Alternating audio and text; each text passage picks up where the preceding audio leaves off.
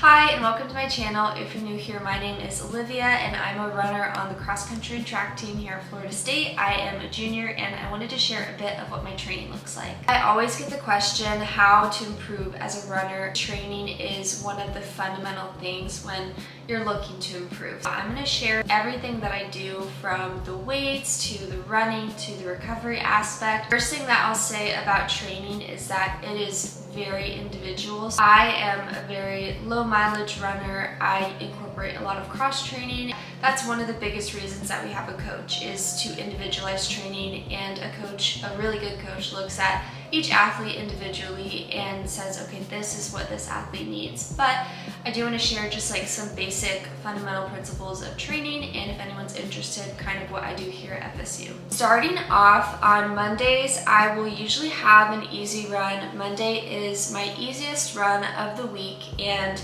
I usually just take that with either a heart rate or I go by feel. Heart rate, usually don't want to go much above 150. And some days my heart rate's higher, but I'm feeling pretty good, so that's an easy run for me. It's anywhere from 4 to 5 miles. Some of my teammates will go longer, and even sometimes instead of running those days, I'll cross train instead, and that'll be for an hour. For me, cross training looks like 10 minutes of cross training is equal to a mile of running, and I use my heart rate to kind of measure what I would be doing if I was running. So if I wanted to do an easy run and I know my heart rate needs to be 140, I would be on the cross trainer and get my heart rate up to 140, whether I was biking or using the elliptical or something like that. So if I am running on a Monday, after those easy miles, we'll usually do some 150s. And this is just to get some light speed work in. I find it really helpful for me, especially going into a workout on Tuesday, to have done a little bit of speed work on Monday. On training, you can really incorporate strides if you don't have access to a track. I think that strides are a really cool thing to incorporate into training, and it's not something that I really did until I got into college.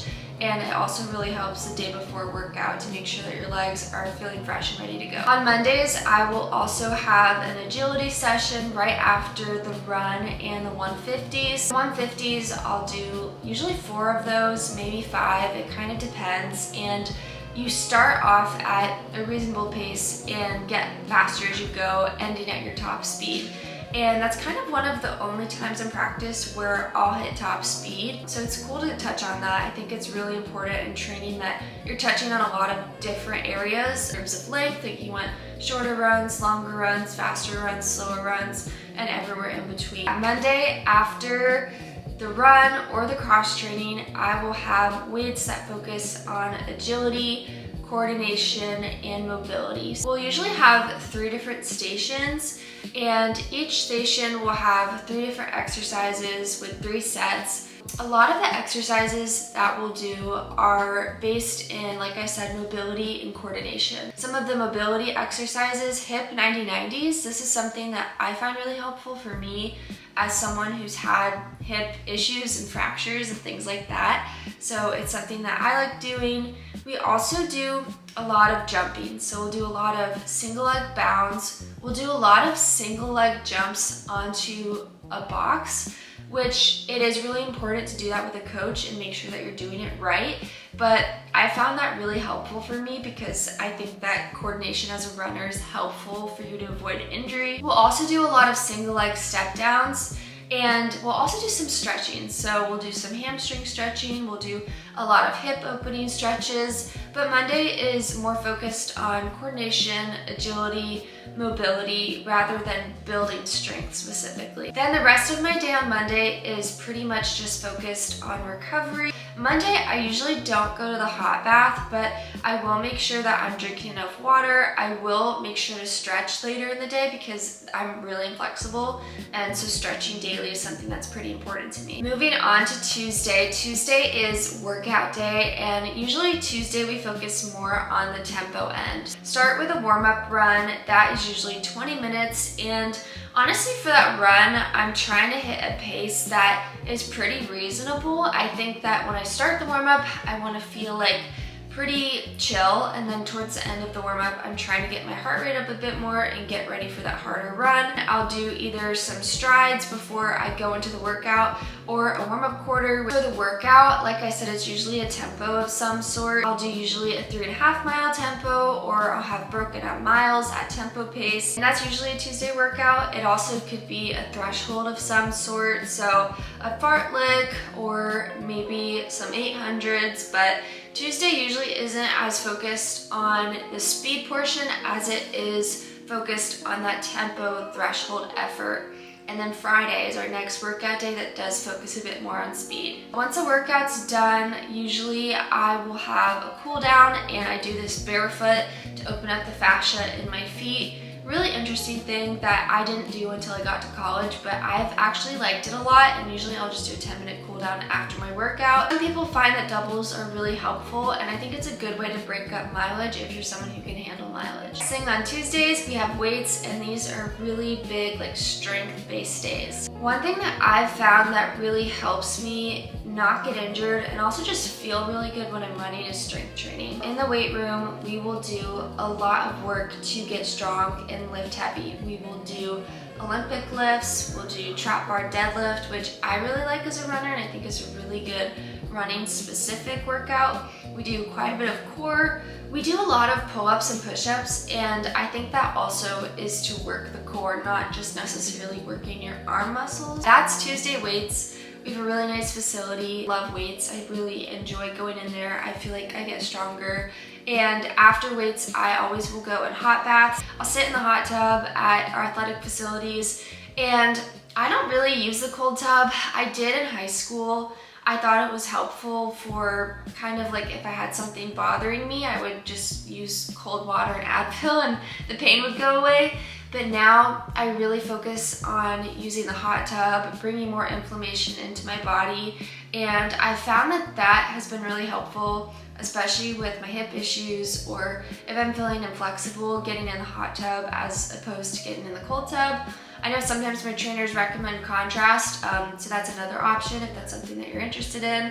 I also will occasionally take Epsom salt baths at home, and I think that's another really good recovery tool that you can incorporate into your training. I usually will go to weights, I'll get a little cherry juice shake, that's supposed to also help with recovery, and then I'll go to the hot bath, and that is my Tuesday. All right, Wednesday is midweek long run. So for me, this can either be on the Boost, which is this anti-gravity treadmill lifted by the machine, and it takes a bit of the stress off of your body. So I'll either do that, or I will cross train if I ran on Monday, or I'll have my midweek long run, which for me is usually an hour. And this run is just kind of it's not at recovery pace that you had on Monday, but it's not as fast as maybe I would run a long run. It's just a steady run. I usually will go by heart rate. I think coach doesn't really want us going into 160s for that. Probably anywhere from 150 to just under 160s. I will stretch after, that's super important, but other than that, Wednesday is one of my more chill days compared to Monday and Tuesday. Thursday typically is an easy run, kind of like Monday, and then it's followed by some hills, or maybe 200s or sprints of some sort. Usually these aren't super intense because we do have a workout on Friday, but they're focusing on a specific skill, whether it's the hills. Obviously for cross-country, hills are so important. We do hills at our cross-country course at the ARP. I think hills are really important. We'll usually do different variations of hills, whether it's like a 200-meter hill, a 100-meter hill.